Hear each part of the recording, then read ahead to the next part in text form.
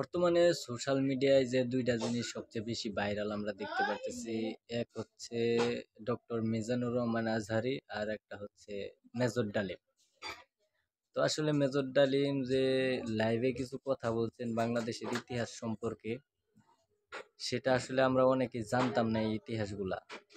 যেরকম আমরা এতদিন শহীদ মুক্তিযুদ্ধের শহীদদের প্রতি আমরা সবসময় শ্রদ্ধা জ্ঞাপন করি, কিন্তু যেটা আমাদের উপর বিভিন্নভাবে একতরফা একটা ইতিহাস আমাদেরকে দেখানো হয়েছে, সেই একতরফা ইতিহাসের অবসান ঘটিয়ে মেজর ডালিম আমাদেরকে অনেক অজানা তথ্য জানিয়েছেন।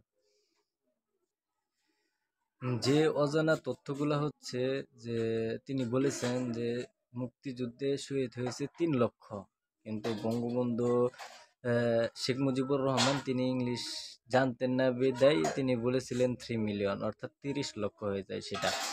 আচ্ছা, যাই হোক। তো বঙ্গবন্ধুর যে 15ই আগস্টের হত্যাকাণ্ড, সেটা নিয়েও তিনি কথা বলেছেন যে এটা একটা গণ অভ্যুত্থান ছিল, সেনা গণ অভ্যুত্থান।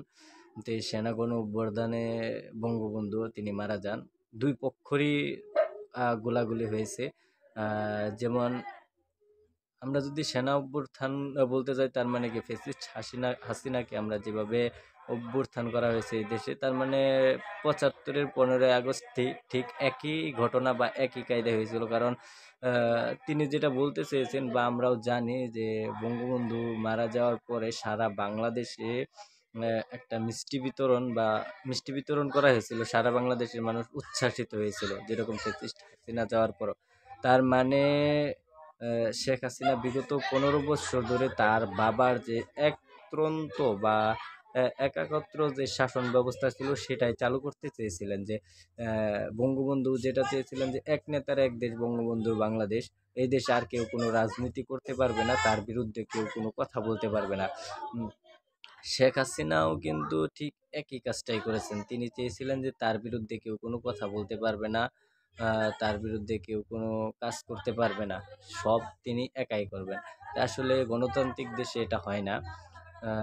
তো সেই জন্য আমি মেজর ডালিমকে স্যালুট জানাই। আর মিজানুর রহমান আজহারি যে কথাটা বলছেন যে একদল খেয়ে গেছে আর একদল খাওয়ার জন্য রেডি হয়ে আছে, তে এটা আসলে তিনি কোনো দলের নাম নিয়ে কথাটা বলেন নাই। অতএব বিএনপির যে সকল নেতাকর্মীরা এটা তাদের দিকে টেনে নিয়ে যাচ্ছেন, আমি তাদের উদ্দেশ্যে একটা কথা বলি যে আসলে নিজের গায়ে তখনই লাগে আমি যখন সেই অপরাধটা করি। তা আশা করি বুঝতে পারবেন বা বুঝতে পারছেন আমি কি বলতে চাচ্ছি বা কি বোঝাতে চাচ্ছি। সবাইকে ধন্যবাদ। আসসালামু আলাইকুম।